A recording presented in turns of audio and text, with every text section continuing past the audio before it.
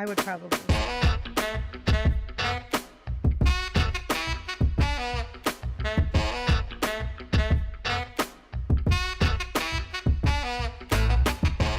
Welcome into the PHNX Suns VIP Lounge, brought to you by the DraftKings Sportsbook app, America's top-rated sportsbook app.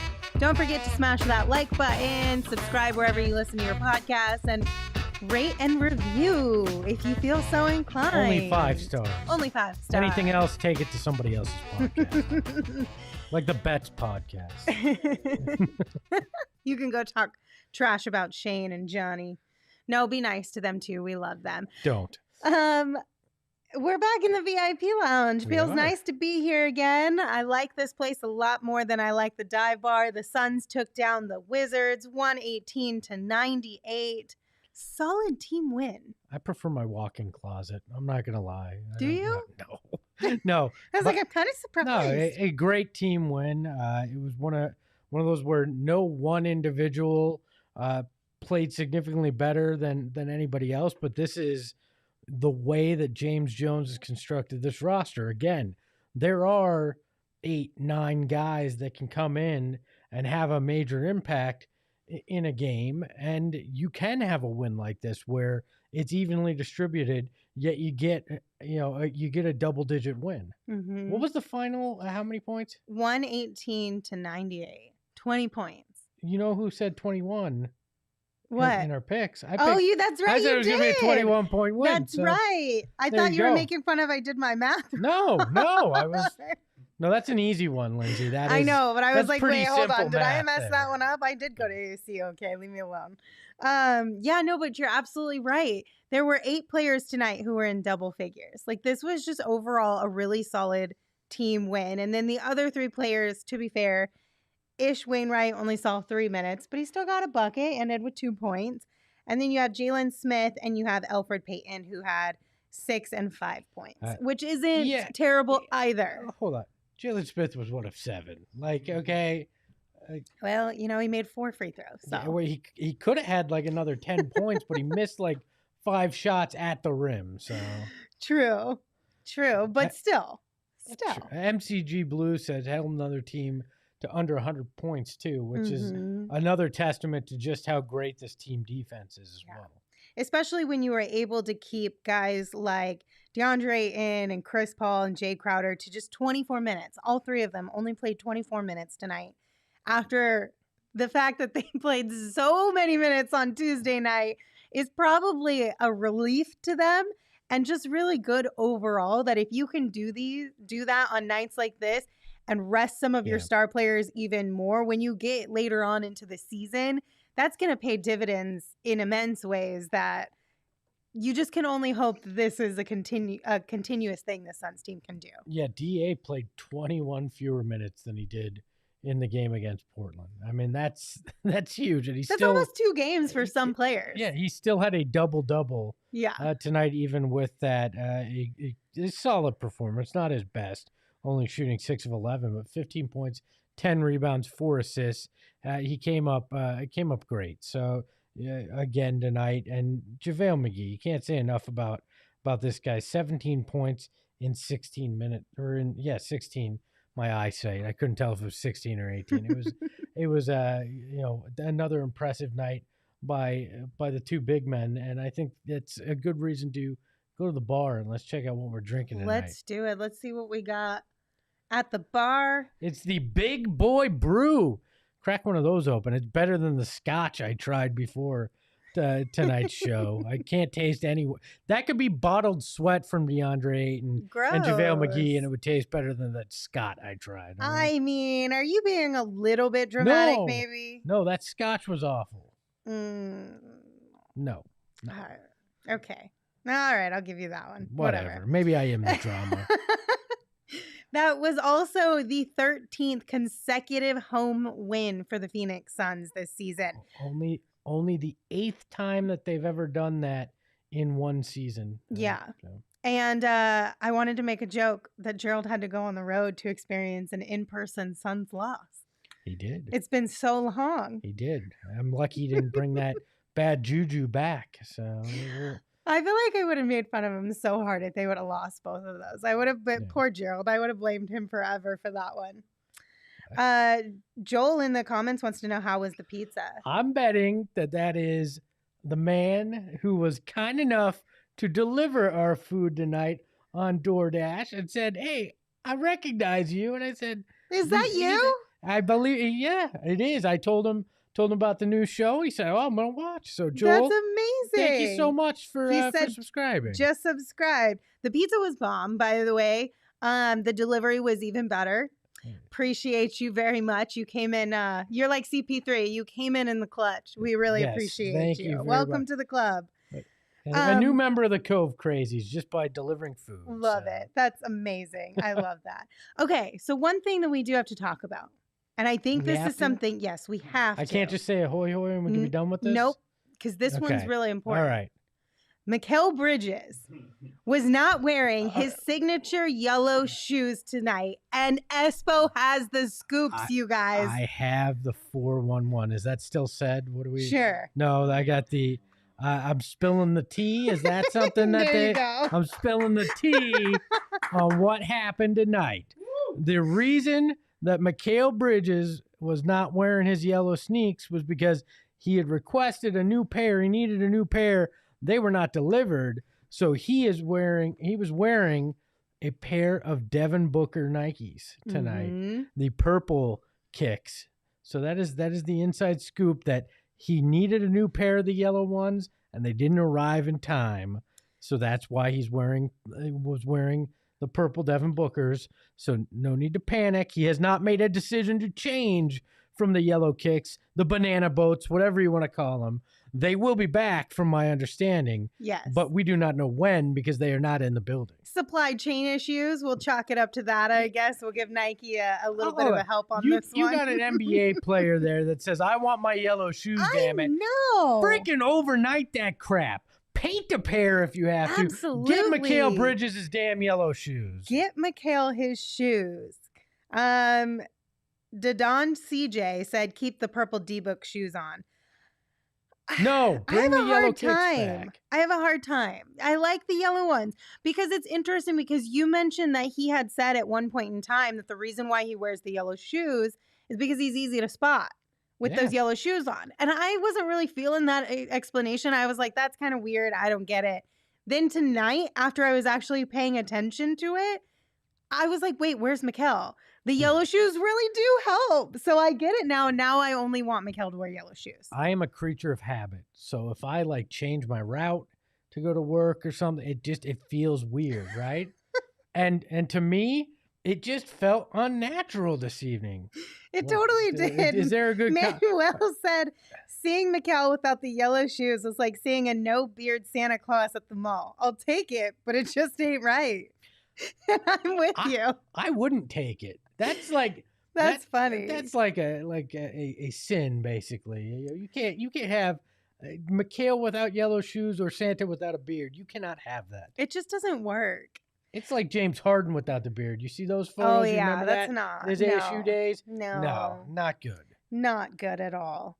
Yeah, no, I definitely want Mikal to bring back those yellow shoes. Hopefully that they will be back before Sunday's game. Look, if not, at least he's wearing a nice pair. You know, Devin's shoes are great. So look, at least he's in good hands. Where else can you go for this kind of inside info? Sure, other people can break injury news. Other people could tell you when a trade is going to happen. People could tell you when health and safety protocols happening. I'm going to tell you what's going on with the shoes, the shorts, the jerseys. That's what I'm going to get you. We got it all for you guys. Yes. You want to know how the laundry's done? I'll find out for you. That's the way we roll here on PHNX Suns. All right. So now that we are all up to speed on the shoe situation for Mikal Bridges, let's go back to the game and name our draft king of the game officially. So tonight, that goes to none other than Javale McGee, 17 points, 8 rebounds in 16 minutes. I believe he also had 2 steals, Let me double check. You're just making up stats. No, he had 2 steals and 2 assists. A pizza at halftime, a high five to a kid with disabilities. It was like an all-around great night for JaVale McGee. He really did have 2 steals and 2 assists. Okay. I'm being serious. That's true. It was a really good game again for JaVale McGee. And I mean, we've talked about this before, but he was such a good get for this Suns team. I had a buddy of mine text me and said, and asked tonight, is JaVale McGee the best backup center in basketball? And I had to think about it, but I think that's a resounding yes. And then he said, I actually think JaVale might be a top 20 center overall in this league. And that's interesting to me. The way he's played, he would be a starter for a lot of other teams. He's performed so great. And he said the other night that he felt if he had been traded here instead of Denver last year, that the Suns would have a title. I believe it. And I nodded my head, and then I shed a bunch of tears too, because he's damn right, and that's hard, right? But it's like it feels like he was the missing piece as to what you needed with that second unit. So just everything.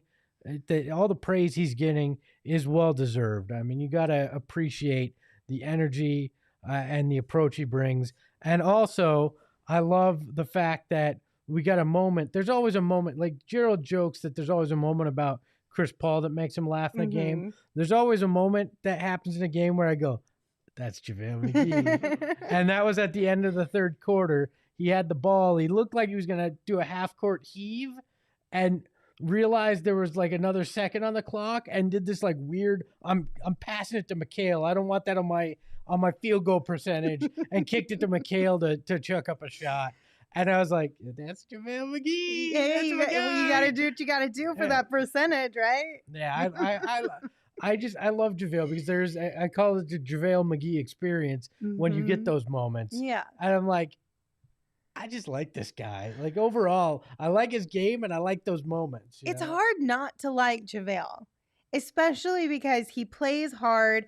And Maury, I don't know exactly how to pronounce that in the comments, said JaVale finally being utilized correctly. Credit to Monty. I think one of the things that I love the most about JaVale is that he works really hard. Yeah. And he is that veteran locker room guy that leads by example that we tried to get for so many years. I feel like that actually is JaVale. And he's also such a good personality for this group too. And he's got a great social media team. I love that. He ain't doing all that by himself. I'm sorry to tell you. I know the guy who makes some of his videos, and he's a stand-up dude as well. His name's Devin Dismang. Yeah. And he's awesome. He worked for the Warriors way back in the day. Yeah, like, look, I just love everything about JaVale. And we talked about it, I think it was about a week ago, but I think he's the perfect counterbalance to the intensity of Devin Booker and CP3 as well. Like, I think he helps remind these guys this can be fun too. As serious as it is, it can be fun. And I love that with him. So, yeah, and I think the chat's right that Monty puts him in the right place, but James Jones also looked at it and went, "This is the right guy for here. This is the guy that can come through and be exactly what we need. We can put him in a situation to succeed, and it's worked great so far." So this comment I really enjoyed by MCG Blue. It said, and it was all sparked by CP3 giving JaVale a compliment on his effort last playoffs. CP3 assisting a whole year ahead of everyone else. I'll give CP3 credit there, but Devin Booker. Oh, he took helped that you. next level at the Olympics and went, I know my guy CP talked to you, right? But let's spend these next 2 weeks and have some fun. And I'll show you why you should be in Phoenix. Chris Paul may have planted the seed, but Devin Booker watered it and nurtured it and watched it grow. Oh yes, and it's been a beautiful, beautiful thing to watch because even that chemistry carried into the season with these guys. So look, I know people early this season, well, why aren't you praising JaVale enough? We're here. Like, we never were ripping on JaVale, but he's playing great. I love what you're getting from that spot. And for the first time in history, and I mean this legit, for the first time in history, I think JaVale McGee, or the center position, is the strength of the Phoenix Suns. And that is a phrase I never thought I would utter in my entire life, that is a massive strength for this team. When you have a duo like DA and JaVale, you know that you're going to be able to take advantage of the block all season long. Mm-hmm. You know what else I really liked seeing tonight? That lob pass from Cam Johnson to JaVale. That was pretty. It made me a little nervous. I'm not going to lie. I was nervous because at first I thought Cam just lost the ball. But then JaVale came up out of nowhere. It felt like slammed it home. And I was like, oh, okay. Hold on. You guys are way ahead of me on that one. Hold on a second. Okay. I feel like I walked out of the room for a brief second when that happened. I came back in and I said, I miss anything? You go, oh, the internet's going crazy for this Cam Johnson to JaVale McGee lob. I don't know that it was just that, but it was that plus a few other things. I feel like you oversold that. That was a run of a mill, lob to JaVale McGee. Like, I was expecting that Cam did like the NBA Jam, jump up, flip 3 times, and lob it to him or something crazy. And I mean, it basically was that in all of our hearts. It was not. Cam Johnson is a sweet baby angel and can do no wrong. All right, is Gerald here? Thank goodness, because Espo and I were about to fight. I want to fight. Let's go, Lindsey. Gerald, take Gerald off the screen. We got to fight. Gerald, I'm doing great. What are you guys fighting about? Cam Johnson. Oh, you can't fight about Cam Johnson. What are we fighting about Cam Johnson? That's what I said. Oh, hold on. Gerald, the lob. I walked out of the room when the lob happened. I walked in, and Lindsey sold it like it was the single greatest moment in Suns history. That's an exaggeration. She said, if you don't see this clip, you are going to be missing out on the greatest thing to ever happen to this franchise. And I said, well, I better find this clip. And then I watched the clip and I went, it was a lob. Why are we freaking out about it? I liked it. It was a good play. I mean, it was fine. It was great. Did you see how high his voice went? He just said it was fine. He agrees with me. He lied. He didn't want to break your heart, Lindsey. He didn't. Bless your heart, Gerald. Looking out for my feelings. Gerald, how did Monty feel about tonight's game?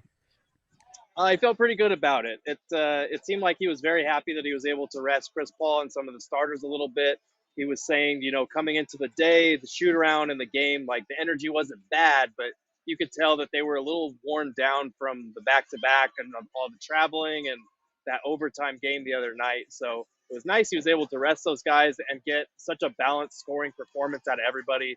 They had 8 guys in double figures. They had 10 guys with at least 5 points. So that's really balanced scoring, and he was pretty happy about, he always says it's hard to win in this league. So to be able to win by 20-plus and not have to play your starters that much is always a win in the long-term view of the season.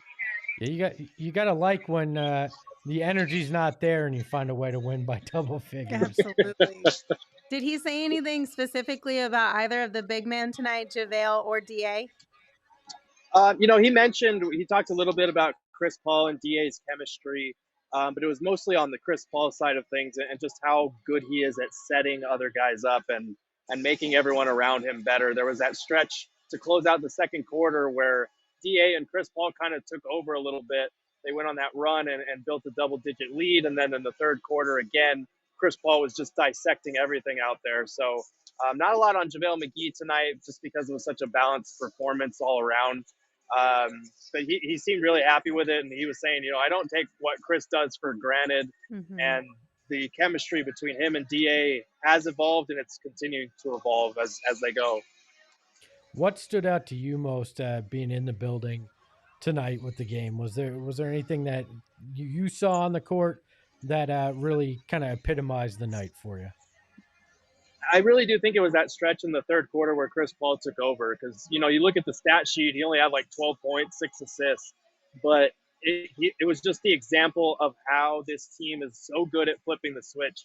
The first quarter was nothing special. Most of the second quarter, they had built a double-digit lead, and then the Wizards came back. And then at the end of the second quarter and beginning of the third, they just decided, we're better than you. We know it. We're going to play like it for this 5 to 8 minute stretch and put this game away, make it a blowout. And that's exactly what they did, which to do that without Devin Booker, you think about what the team would have looked like, the Suns, without Devin Booker playing just a couple of years ago. It really is a testament to James Jones' roster construction that they're able to win these games without Book. And obviously having Chris Paul helps, but the depth that they have, being able to still play 8, 9, 10 guys on a night without Book and win comfortably by double figures, like, just think about where we were a few years ago. It's kind of mind-boggling, honestly.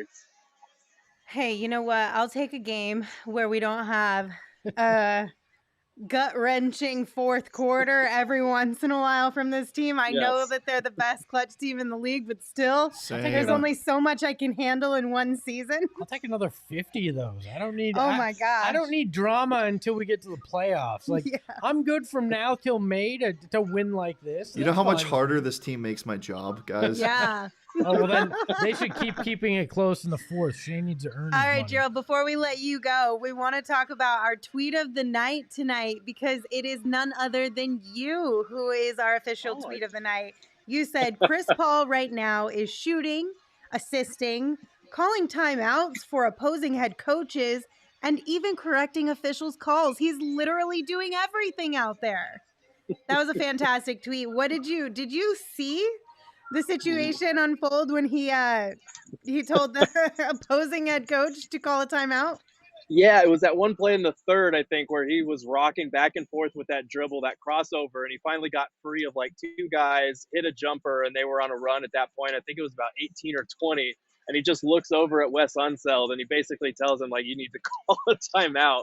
And then he called it, and then literally like one or two plays later, there's a ball that goes out of bounds, and they were calling it out off the Suns, so it'd be Wizards ball, and he like storms down to where the official is. Like, I see him waving his hands, and he gets the call reversed. It's Suns ball. Like, he was literally doing everybody's job out there except the Wizards. So why didn't he come and do the post-game report for you then?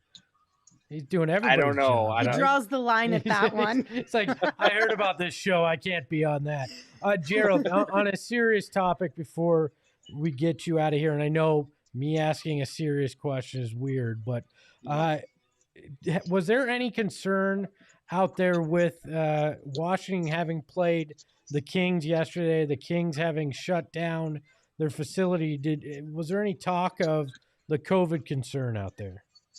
Yeah, in pregame, we talked about that a lot. And Monty's thing was basically like, as long as games are going on, we're doing all that we can. You know, like he said that, like, he's always had his mask on in situations where he wouldn't have it. He's keeping his kids away from events that he wouldn't normally keep them away from. Everybody kind of wants things to go back to normal and that sense of normalcy again. But because we are where we are with this uptick and all these variants and whatnot, like, everyone's got to stay diligent. He thinks his players are being diligent, and they're basically just kind of doing what they have to do for the time being. It's one of those things where he's staying diligent, but he knows that this kind of stuff is above his pay grade a little bit. So it's really kind of one of those things that's in the league's hands as far as what they want to change with testing or COVID protocols. And until then, the Suns are just going to keep doing what they're doing and hope for the best. All right. One last serious one for you. How much concern was there in the building for the fact that Mikal wasn't wearing his yellow shoes? I think the concern was mostly on Twitter. I didn't feel any concern in the building, but yeah, you know, maybe bring the yellow shoes back. I think he shot like 4 for 10 or something like that. So maybe bring them back. Don't worry. I already did your job for you, and we know why he wasn't wearing the yellow shoes. Yeah, you're off the hook on that one, so you don't have Gerald. to find that out tonight. I appreciate you, Espo. You'll have to send that to me. No problem. We'll see you Bye, back here Gerald. tomorrow. Bye. All right, see you guys. All right, I suppose we have a couple questions in the chat. So first and foremost, Joel asked if there's any news on Booker. Latest news we've heard is that he has started back with on-court activities, and the goal is, which Jared Greenberg reported on Tuesday, that the goal is he will play against the Lakers next week. So they're looking at a 21st return for him to get him ready for that big Christmas Day matchup again against the Warriors. Yeah, so he started court work this past Tuesday. They had an off day yesterday. He was on the court more at practice or at shoot around this morning and pregame. Monty said he's basically just wants to see him do some more fast-paced movement, some more game action type movement before they put him back in a game.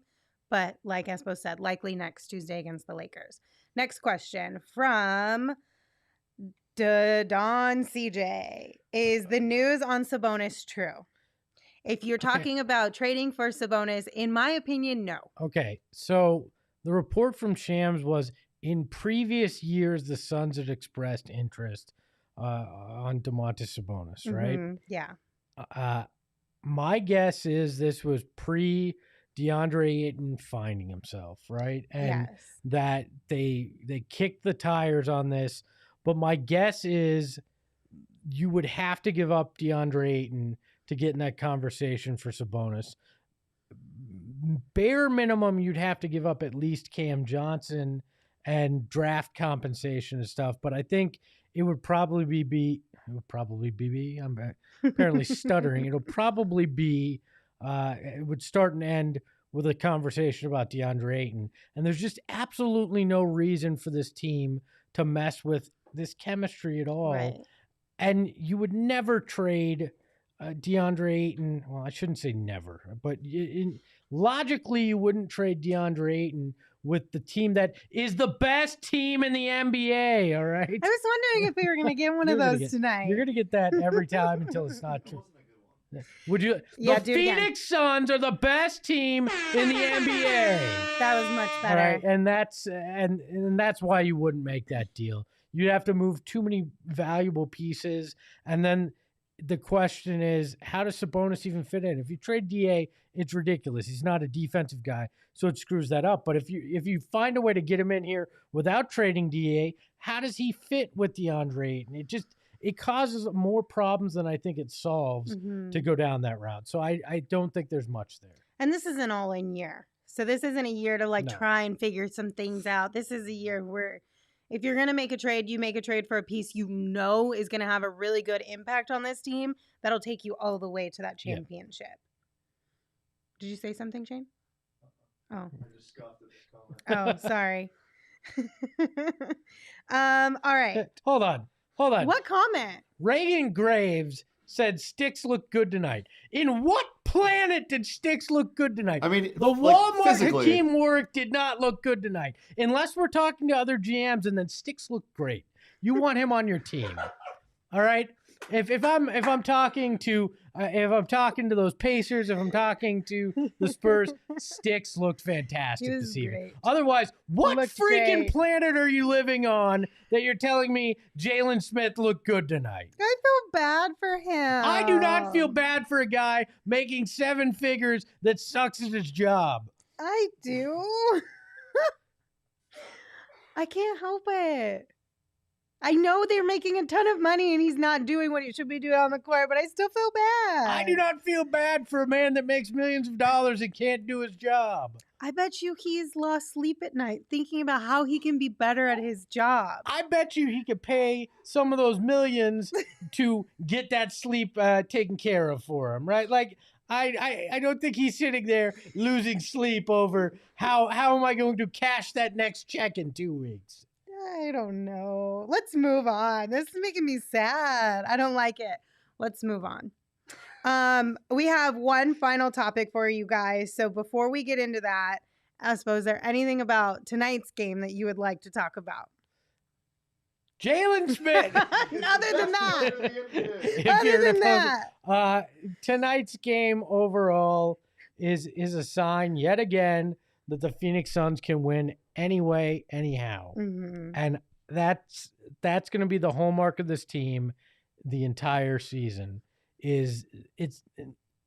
No 2 wins are going to look the same in the way they pull it off, which bodes well for the playoffs, because as we saw last year, there comes times where it's not going to be Devin Booker and CP3 that get you a win. It's going to be a campaign. It's going to be JaVale McGee. It's going to be, Cam Johnson and Mikal Bridges having big nights. You're going to have to win in multiple ways. This Suns team can do it. My biggest concern still is Cam Payne struggling around the rim. He's still getting there, but we saw it again tonight. Those makes aren't there. The teardrop's not there. He needs to get right for this team to be peak Phoenix Suns. Mm-hmm. Well, thankfully, we've got a good amount of the way to go still. There's time for him to get there. So fingers crossed he does. All right, so we have a really fun final topic for you guys. But first, real quick, let me tell you about the DraftKings Sportsbook app and the latest no-brainer bet from them. So if you download the DraftKings Sportsbook app right now and use the code PHNX when you sign up, after you place just a $1 bet on any NFL team to score a point, and they do, you're going to win $100 in free bets instantly. It's that simple. Like I said, it's the latest no-brainer bet from the DraftKings Sportsbook app. They're an official sports betting partner of the NFL and the NBA. It's safe, it's secure, it's reliable. You can deposit and withdraw your money whenever you want. And those free bets, that's awesome because it allows you an opportunity to win some sweet, sweet cash or to test the waters and learn a little bit, not on your own dime. It's helping me buy the Mrs. Christmas present. I know. You all gave me crap that I don't spend my winnings on my wife, but Mrs. Espo's getting the Christmas gift that she wants. Thank you to our friends at DraftKings. Well, there you go. I'm really happy for her. It's about I don't know time. Why I went that we had way. to bully you into it. No, I'm just kidding. It was the plan of our friends at DraftKings got me my scratch to buy the Mrs. her gift. So aggressive. So that was hilarious. One more time, download the DraftKings Sportsbook app right now. Use promo code PHNX. Bet $1 on any NFL team to score and win $100 in free bets. When they score, you score with the promo code PHNX this week at the DraftKings Sportsbook. That's 21 and older only, Arizona only, gambling problem, 1-800-NEXT-STEP. New customers only, eligibility restrictions apply. See DraftKings.com/sportsbook for details. Okay. I'm excited for this topic because I think it's going to be funny. And we want you guys in the chat to all weigh in on what you think, too. I'm not quite sure which direction she's going here. So we're going to talk about Charles Barkley. Oh, we're going this direction. Okay. And I don't know where else you thought we were going to go. I didn't know where you were going. But we're going to talk about Charles Barkley, who apparently has some rules for who can wear jerseys. So his 3 rules are: you either have to be a kid. Okay, that's fair. Check. You have to be a former player, or you have to be a hot woman. Damn it, I'm none of those things. All right. I mean, I'm a kid mentally, but I have issues with this. I knew that's why I suggested we talk about this. It's because I knew you'd have issues. How do you feel? I think it's the typical way an athlete approaches this stuff. Like it's the same. I don't think I've ever heard any other athlete come out and say it, like today's athletes, at least. Oh, okay. Today's athlete. I've never asked today's athletes about wearing a jersey, but I think it's a different mentality now because they grew up in an era where it was more normal for people to wear jerseys. Okay, I'll kind of give Charles that because you're right. Back then, maybe jerseys weren't as coveted in the way that they are now. It's Charles Barkley. Do we expect anything? I love Chuck, but that's just the way we know it works. Like that's the way Chuck thinks. And all right, but I love it that anytime one of these things comes up, there's always a caveat for former player. It doesn't matter what, because it covers him, it covers his guys, and then it's to hell with everybody else, right? I feel like you're alienating a huge portion of your fan base. And don't you want them to rock your jersey? Don't you want them to buy your jersey? Look, I tend to agree with him. What adult male... You wear jerseys all the time. I don't wear basketball jerseys all the time. You literally had one on the other day. Because it was NBA jersey day, right? Like, I've worn a basketball jersey twice since we've done this. And it's probably the 2 times I've worn a basketball jersey since I was a kid. Okay. Basketball jerseys are not flattering on an adult human being. A baseball jersey is a button-down shirt. Looks fine. A hockey jersey is an oversized sweater. Fine. But a basketball jersey, if you were built like me or most normal men, is not a good look, all right? Okay, my thing is if you're wearing a jersey by itself, yes, I'm with you. Well, but if you have a jersey with a shirt underneath, I'm okay with it.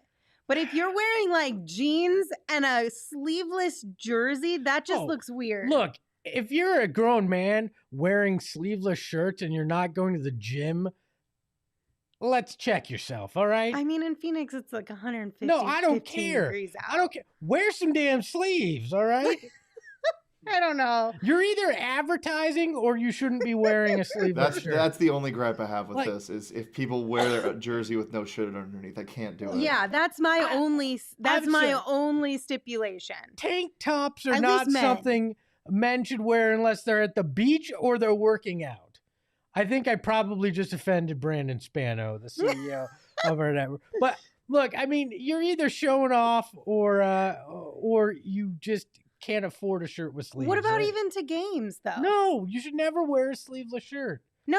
Oh, just a jersey with a shirt underneath. What about just to games?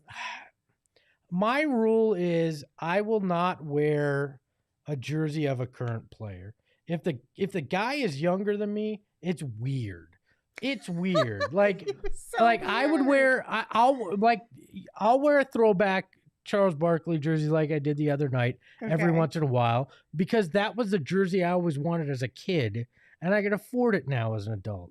But if I'm wearing a Devin Booker jersey, that's a little weird to me. A, I worked with the dude. B, he's 25. He's 13 years younger than I am. That's just bizarre to me. Shane, how do you feel? I need another man's perspective. I think it's strange to be gatekeeping an entire clothes. I think it's weird to gatekeep clothes. Wear whatever the hell you want. Just don't smell and wear nothing underneath it. That's the only gripe I have with it. I don't think it's weird wearing a jersey of somebody else that's playing right now. I understand why you think that, but I don't think it's weird.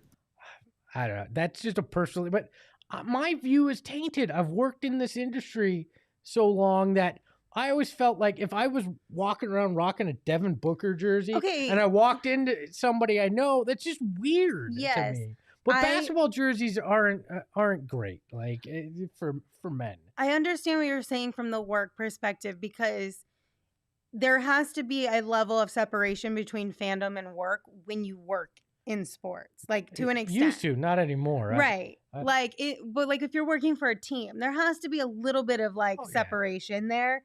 Or at least a line. But in general speaking, from a fan perspective, I think you should absolutely be able to wear jerseys. I think my only rule is that you have to have a t-shirt underneath it if you're a dude or else it just looks weird. Yeah, and I get it at a game. A game makes sense. The context matters in it. And, MCG Blue said, well, what about wearing a jersey with your own last name on it? I've done that. And look, again, I think anything but a basketball jersey you can wear in other contexts, but basketball jerseys specifically just feel wrong to you. Just feel weird to me because it's not a good look. Okay. Even with the t-shirt under it, there's one person that can rock a t-shirt under a jersey and make it look cool, and that's Cam Johnson. And most dudes walking around don't look like Cam Johnson. So don't walk around wearing a basketball jersey. I'm glad that you finally complimented Cam Johnson tonight. Cam Johnson's a good-looking young man. We took the long road, but we got there. Cam Johnson's a good-looking young man. His lob was lazy and didn't look that cool, but he's a good-looking man. Manuel wants to know, what about a t-shirt or sweater with a player name on the back? Is that fair game? Oh, yeah. I Honestly, Manuel, it's all fair game. I mean, yes. This is all personal preference. Yeah. I can sit here and stand it, but I'm not going to yell at you to take your jersey off if I see you. We're having a debate to have a debate, but at the end of the day, wear whatever that you want and that you're comfortable in, because that's all that matters. I actually think, and this may be contradictory to what I just said, but they're now making jersey hoodies.